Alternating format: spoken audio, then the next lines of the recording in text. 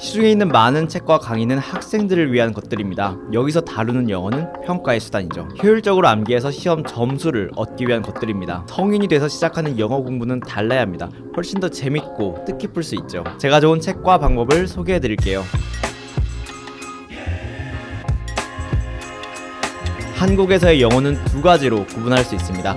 하나는 의사소통을 위한 수단이고 다른 하나는 평가의 수단이죠. 토익 같은 영어 시험 점수가 높다고 해서 의사소통이 잘 되는 건 아닙니다. 그래서 공부를 시작하시기 전에 무엇을 위한 공부를 할지 한번 스스로 질문해 볼 필요가 있습니다. 책을 고르는 기준은 그 답을 따르면 됩니다. 의사소통을 위한 공부를 하신다면 꼭 언어의 원리가 담긴 책으로 기초를 잡아주세요. 그러면 훨씬 재밌고 쉽게 단단한 기초를 세울 수 있습니다. 이 책들의 차이점을 보여드릴게요. 암기용 문법서는 용법과 예시 문장 그리고 예외 상황에 대한 정보로 꽉 차 있습니다. 이런 종류의 책은 시험을 대비할 때만 본다고 생각하세요. 효율적이라는 장점이 있지만 이런 용법과 예외 상황을 외우는 건 소통을 위한 언어에는 크게 도움이 되지 않습니다. 반면에 이 책을 보면 제가 가진 책은 옛날 버전인데요. 지금 개정판도 나와 있습니다.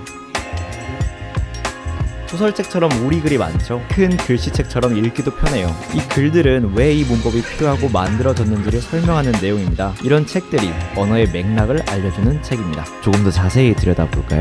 could와 might를 살짝 태도가 물러선 이라고 설명하고 있죠. 이렇게 시제를 한 걸음 물러나게 하는 것은 조금 더 공손한 표현을 할 수 있게 되기 때문입니다. 예를 들어 can I use it? 보다 could I use it? 이 조금 더 공손한 표현이 되는 거죠. 다른 책에서는 같은 내용을 서법 조동사라고 소개하고 있는데요. 서법이란 단어 몰라서 사전을 찾아봐야 했습니다. 이런 문법 용어 하나도 전혀 의미를 유추할 수 없는 한자어를 쓰느냐 아니면 직관적으로 풀어서 설명하느냐가 차이가 납니다. 학창시절 우리를 괴롭혔던 가정법의 예시도 한번 볼까요? 제2 조건문이라고 써놓으면 이 용법이 어떤 의미를 가지고 있는지 전혀 유추할 수가 없죠. 그리고 if 주어, 과거형 동사, 그 다음 블라블라블라 이렇게 공식처럼 문장을 외웠을 때는 사실 실생활에서 사용하기는 많이 어렵습니다. 같은 내용을 다른 책에선 그저 상상일 뿐 이렇게 시작을 합니다. 이렇게 현실이 아닌 상상이라는 것을 표현하기 위해서 시제를 현재 시에서 한 걸음 물러나게 되는데요. 내가 너였으면 나 여행 갔을 거야. 우리말에서도 마찬가지죠. 그래서 if I am you, I will go travel 이 아니라 if I were you, I would go travel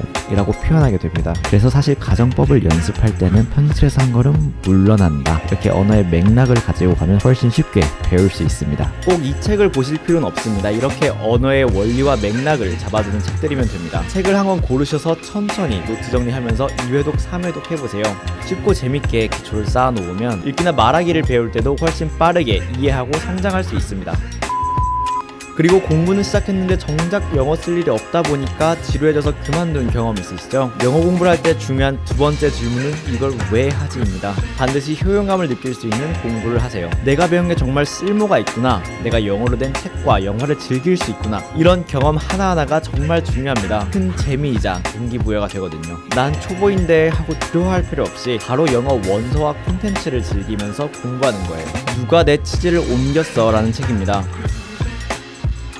원서라고 해서 어려운 게 아닙니다. 이 책만 보더라도 한 권 전부가 기본적인 문장들로 쓰여 있어요. 이렇게 쉽고 재밌게 읽을 수 있는 책이 정말 많습니다. 영화도 마찬가지입니다. 이렇게 대본이 좋은 설명과 함께 다 나오기 때문에 연습하기 정말 좋아요. 짧고 쉬운 것들로 시작해서 점점 영역을 넓혀보세요. 역사든 문화든 여러분들이 배우고 싶은 것을 영어로 배우고 영어로 된 컨텐츠를 즐길 수 있게 됩니다. 이러려고 영어 배우는 거죠. 이렇게 책과 영어를 공부하면 좋은 점은 다양한 영역의 영어를 익힐 수 있다는 것입니다. 작년 여름에 홍콩 폴리텍 대학에서 국제 여름학기를 수강하고 왔는데요. 처음에 정말 당황했던 게 수업을 듣거나 과제를 할 때는 괜찮았는데 막상 친구들과 일상 대화를 할 때나 생활 속 여러 요구와 불편사항을 얘기하고 싶을 때 턱턱 막히더라고요. 영어를 평가의 수단으로만 배우니까 편식하게 된다는 것을 깨달았습니다. 영화나 애니메이션은 좋은 일상 표현이 정말 많습니다. 회화 공부할 때 이걸 잘 활용해보세요. 또 외국에 나가서 지낼 일이 있으시다면 이런 책을 두어 번 읽으면서 표현을 익히는 것도 좋을 것 같습니다. 그리고 사실 공부할 시간 내는 것도 쉽지 않잖아요. 마지막으로 출퇴근길에 틈틈이 공부할 수 있는 어플 하나 소개해드릴게요. BBC Learning English라는 어플입니다. 저는 주로 팟캐스트랑 드라마를 들었는데요. Christmas, Uncle. Bah, humbug. Oh, you don't mean that, I'm sure. What's Christmas time to you? 보시는 것처럼 무료라는 게 믿기지 않을 만큼 양질의 컨텐츠가 정말 많습니다. 한때 학생들과 입시 영어 과외를 하면서 점수를 따기 위해 기계적으로 외워야 하거나 시험에 최적화돼서 의사소통의 맥락에서 멀어져 버린 영어 말고 소통과 이해를 위한 공부를 할 수 있으면 좋겠다는 생각을 많이 했습니다. 물론 입시나 시험에서는 현실적으로 어렵죠. 그래도 새로 영어 공부를 시작하시는 분들은 언어의 본질에 다가가는 즐거운 공부를 하셨으면 좋겠습니다. 이 영상이 도움을 드렸기를 바라며 이만 마무리하겠습니다. 우리 인생 화이팅!